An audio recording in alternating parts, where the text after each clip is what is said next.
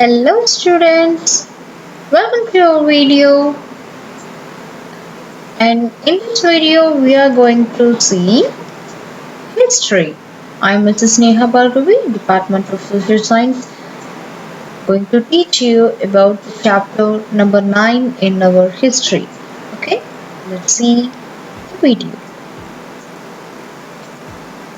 Chapter 9, Challenging the Caste System.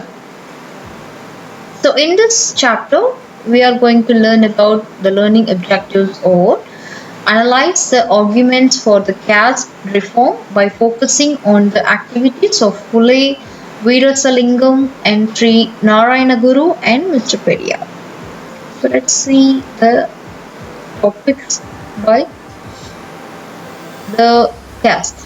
The caste system has been a distinctive feature of Indian society since ancient time society. Okay, so originating in the early Vedic period, it refers to the division of the society into four varnas or the caste, and they are that the Brahmins, that means the priest, and the Kshatriyas, that means the warriors and the rulers, and the Vaishyas, that means the traders, and the Shudras, they are the laborers. So these are all the four divisions of the society into the, that means four varnas or the caste. And the division was initially made on the basis of their occupations and could be changed. And by the later Vedic period, the caste system became rigid and it was no longer possible for the people to change their occupations. So in the course of time, the four main castes were further divided into the various sub-castes. So let's see about the sub-castes. Like the outside of the main caste system was the community of untouchables. They lived on the margins of the society and menial jobs like cremating the dead and the cleaning the toilets and the skinning of the dead animals like this. These are the pictures out there. So these are all the examples for the untouchabilities. Okay, and next one, they were not allowed to draw the water from the wells or touch the utensils used by the upper caste and were banned from entering the temples and other public places because they think they are the untouchable peoples, and so that's why they are treated like that. So in the colonial period, the British began to classify the people on the basis of their caste for the sake of administrative efficiency. The lower castes were oppressed by the higher castes and were denied educational and employment opportunities. This deepened the social and the economic inequalities. And the need for the caste reform in India. So let's see the detail in this topic, that means the need for the caste reform in India. So the rigid caste system in India became an important area of concern for the social reformers in the 19th century. They realized that the inequality of the caste system hindered the growth of national unity among the people. Okay, and therefore the caste reforms had to precede the political reforms. So attempts to abolish the caste system were made from the mid 19th century by the social reformers like Mr. Raja Ram Mohan Roy, Ishwar Chandra Vidyasagar, and Chap.9 Sen, and Ramakrishna Paramahamsa, and Swami Vivekananda, among others. So first, let's see about Mr. Jyotirao Phule.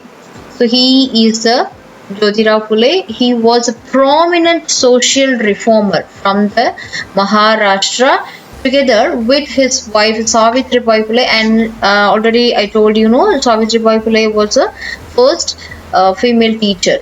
Okay, and Jyotirao worked tirelessly for the upliftment of the oppressed castes, and he wrote a Sarvajanik Satya Dharma Pushtak, meaning that the meaning of that book is a book of the universal religion of the truth, in which he highlighted the ways in which the upper caste exploited the lower caste. Okay, And the next one, Jyotirao Phule, and he founded the Shodak Samaj, the Truth Seekers Society,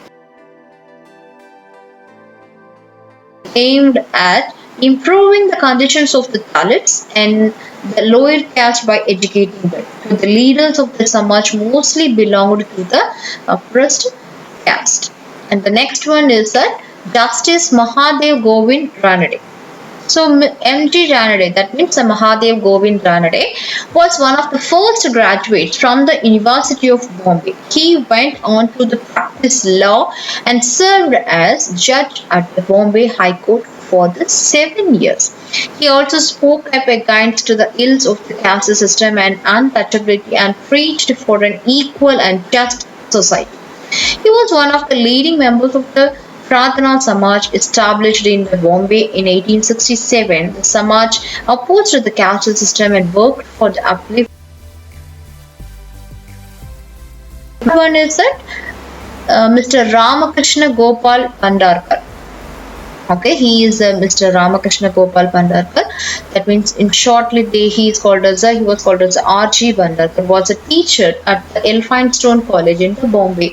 As a student, he joined the Paramahamsa Sabha, a group of liberal-minded people who denounced the caste system and associated the social evil. Later, he too joined the Pradhana Samaj and dedicated himself to the social reforms towards the women and people for the lower caste. And let's see about the next one is the Gandukuri Veera Salingam. And he is the Veerasalingam. And Gandukuri Veerasalingam was one of the earliest social reformers to introduce the significant caste reforms in Andhra Pradesh, in the state of Andhra Pradesh. The caste system and championed the cause of the women's education and the widow remarriage. And also he was deeply influenced by the ideals of the Brahmo Samaj. He founded the Hitakarni Samaj in 1906 in order to introduce reforms in the society. He established a school for the girls in the Daulaswaram in Andhra Pradesh in 1874. He also started a Telugu magazine like the Vivekavardhini, right, which discussed various social and the cultural challenges faced by the women. And the next one is a Sree Narayana Guru. He is a Mr. Sree Narayana Guru was a prominent social reformer from the state of Kerala, and born into the Erava community. Okay, what? He witnessed the social injustice and ill treatment towards his community since his childhood, so he became a bitter critic of the caste system. Sree Narayana Guru also challenged the domination of the priest by installing an idol of Shiva at the Aravipuram. Okay, this was considered a radical move as only the priest had the right to install the idols in the temples. So on the walls of the temples, he inscribed in Malayalam and words that mean the devoid of dividing the walls of caste, race or hatred of the rival. And he started the schools to provide the Sanskrit education to the untouchables, and he formed the Sree Narayana Dharma Paripalana Yogam, that means SNDP, in 1903, which demanded the rights of the lower caste communities to gain admission to the public schools, entry to the temples and other public places. So the SNDP greatly helped in the upliftment of the depressed caste of the Kerala. He also wrote a number of books in the Malayalam, Sanskrit and the Tamil, which highlighted the evils of the caste system and advocated the social legend and also the great leader, that means Mr. Periyar, Erode Venkata Ramaswamy Nayakar. He is shortly called as a Periyar. Popularly known as a Periyar, was delivering a pioneering social reformer from the Tamil Nadu, that means our state, known for his tireless crusades against the caste system. To realize his goals, Periyar started the self-respect movement and the Dravidian movement. Okay, and the self-respect movement, which began in 1921, led a sustained campaign against the upper caste and sought to create a society where the people of all the castes would enjoy the basic human rights and the equal opportunities for the development.